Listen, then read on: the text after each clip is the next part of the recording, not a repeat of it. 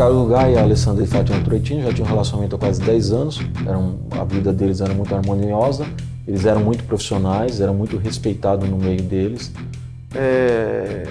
Eles formavam um casal já há alguns anos, um casal bonito, um casal que realmente tinha fotos, tem fotos no processo, eles fazendo turismo, era um casal ativo, era um casal bem... Só que ela trabalhava na empresa. O Luiz Carlos Rugai cuidava da parte de propaganda da empresa, da captação de clientes, e a Alessandra cuidava da parte operacional. Eles eram muito bem quistos, eram muito trabalhadores, mas também tinham um lado de diversão, se divertiam bastante também.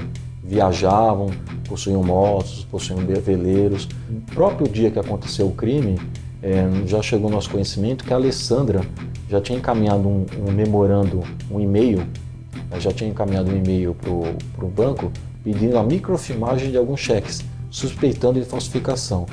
Então, os amigos em comum da Alessandra já estavam relatando que elas estavam sofrendo uma pressão por parte do Luiz para descobrir uma certa fraude que estava ocorrendo na empresa, no departamento financeiro. Lembrando-se, quem era a pessoa responsável pelo departamento financeiro era o Gil Rugai.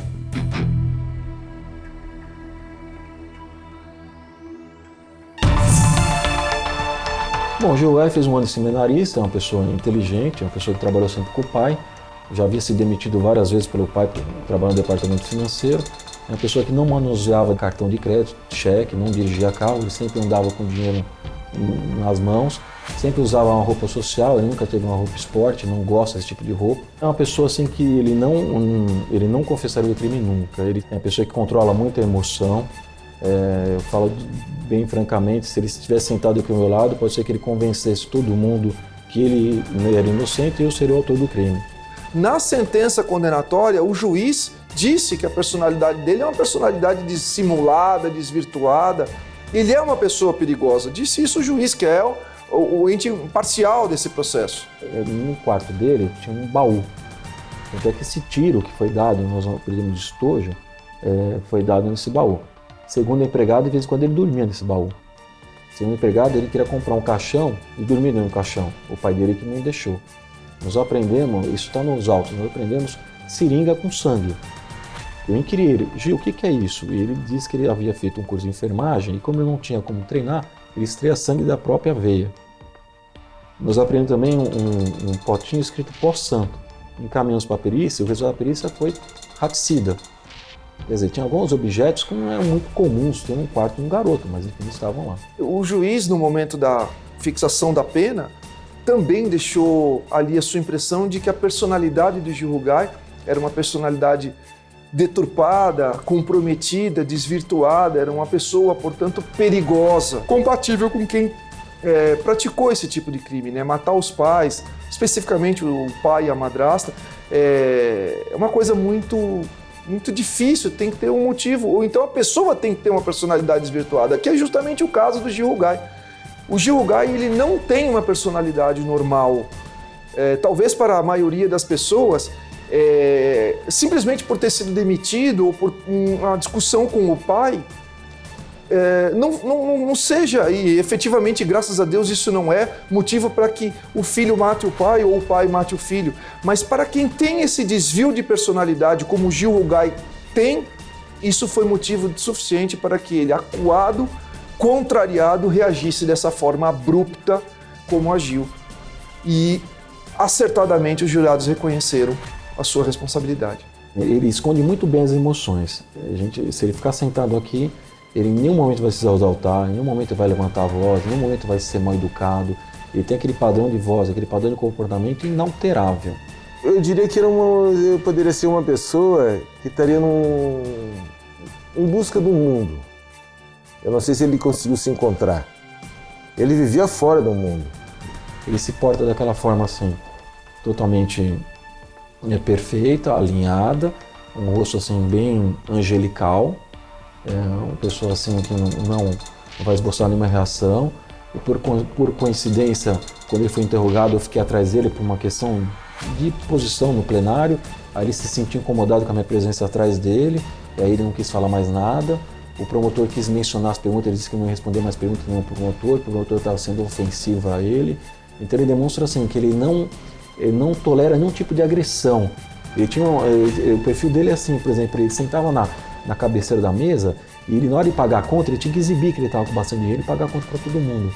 Ele não dirigia, porque para dirigir para ele seria uma coisa assim, meio desqualificativa para a pessoa dele. Tanto é que ele só andava de táxi. Ele tinha condições de dirigir, o pai dele podia dar um carro para ele a hora que ele quiser, mas ele só andava de táxi. Inclusive tem um fato muito interessante que consta do inquérito policial, é o momento em que, anteriormente a esse crime, Gil Gai já tinha deixado clara essa sua personalidade desvirtuada. Ele tinha uma paixão por um garçom de uma pizzaria aqui de São Paulo, pizzaria chamada Piola. Esse garçom, ele tinha uma namorada. E Gil Gai, porque contrariado com a situação de que essa namorada impedia que ele conseguisse ter um acesso mais contundente a essa pessoa porque ele tinha essa especial predileção, acabou agredindo essa moça. Acabou, inclusive, quebrando um copo na cabeça dessa moça, porque ela era namorada da pessoa por quem ele tinha uma paixão. Ou seja, o obstáculo que existia entre ele e a pessoa por quem ele era apaixonado. Mas o que a gente deu para notar, ele tinha um problema enorme com o pai.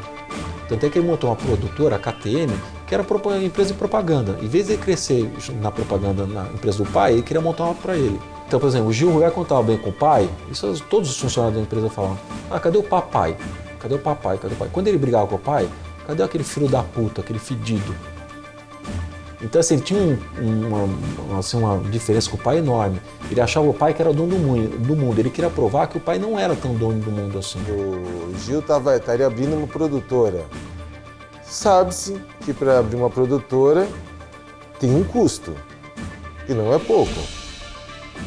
Da onde ele tiraria esse recurso financeiro? E com base nessa confiança que ele tinha de seu pai e também por ser empregado responsável pela contabilidade da empresa, ele começou a desviar dinheiro, ele começou a falsificar cheques, ele começou a dar pequenos desfalques, e isso de uma forma continuada.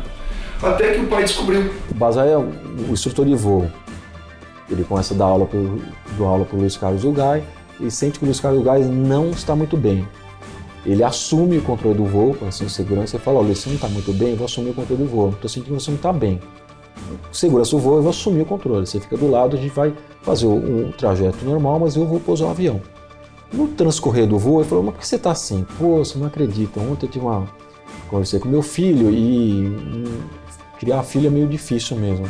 E continuou conversando. E realmente eu percebi que tem uma fraude enorme no departamento financeiro e com certeza é o Gil Gai, porque é ele que trabalha lá. Durante o jantar, perguntei para ele se estava envolvido e ele falou que não estava envolvido. Fui dormir. Já durante a madrugada, ele bate na minha porta. Pai, quero falar com o senhor. Luiz Carlos Gai se levanta, vai até a sala e fala, Gil, o que você quer? Pai, foi realmente eu que cometi esse desfalque na empresa. Porque na verdade o senhor tem que me ajudar. Porque na minha cabeça eu só tenho interesse em te fuder. É isso que eu penso, eu quero te fuder de qualquer forma. E a confissão do Gil não foi só suficiente para o Luiz Carlos Gai.